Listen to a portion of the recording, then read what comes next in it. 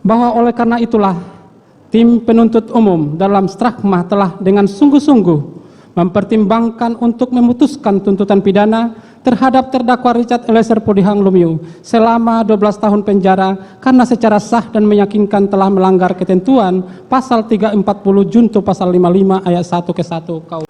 Selamat malam Tribuners, bersama saya Tria Wulandari. Inilah update berita terkini yang dilaporkan langsung reporter Tribun Network dari lapangan. Maupun bagi masyarakat luas untuk mempertahankan ketertiban masyarakat dari gangguan penjahat, sehingga dengan memidana pelaku kejahatan secara proporsional diharapkan anggota masyarakat lainnya tidak akan melakukan tindak pidana sebagaimana tujuan dari teori prevensi umum. 4. Bahwa oleh karena itulah tim penuntut umum dalam Strakma telah dengan sungguh-sungguh mempertimbangkan untuk memutuskan tuntutan pidana terhadap terdakwa Richard Eliezer Pudihang Lumiu selama 12 tahun penjara karena secara sah dan meyakinkan telah melanggar ketentuan pasal 340 junto pasal 55 ayat 1 ke 1 KUHP. B.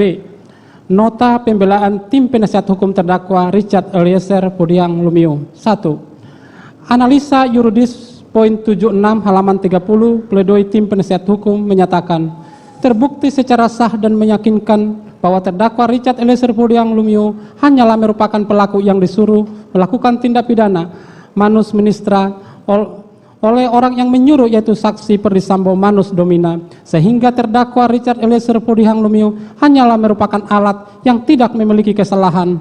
Oleh karenanya tidak dapat dipertanggungjawabkan secara pidana, sehingga terdakwa Richard Eliezer Pudihang Lumiu sama sekali tidak memiliki niat jahat atau mens rea untuk menghilangkan nyawa teman sekamarnya sendiri in cause korban Nopriansa Yosua Huta Barat, sehingga berlaku asas tiada pidana tanpa kesalahan.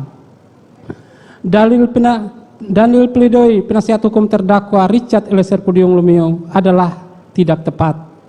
Penasehat hukum terdakwa Richard Eliezer Pudihang Lumiu keliru dalam menaksirkan terdakwa Richard Eliezer Pudihang Lumiu tidak dapat dipertanggungjawabkan secara pidana karena merupakan orang yang disuruh dan tidak terdapat mens rea atau dikatakan sebagai manus ministra.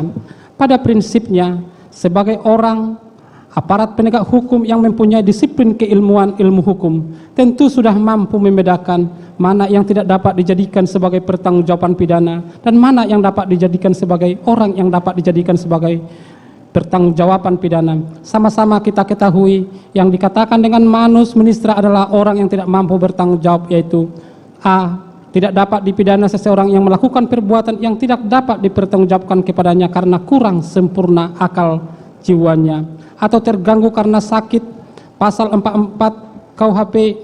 B. Daya paksa atau permah, melakukan perbuatan yang didorong oleh daya paksa sama sekali tidak dapat ditahan sebagaimana pasal 48 KUHP. C. Melaksanakan perintah jabatan, dalam hal ini menjalankan perintah yang sah sebagaimana dalam pasal 51 KUHP. Apabila kita cermati sepanjang persidangan yang melelahkan ini, terdakwa Richard Eliezer Pudihang Lumiu tidak terdapat tanda-tanda atau ciri-ciri sebagaimana yang disyaratkan pasal 44 KUHP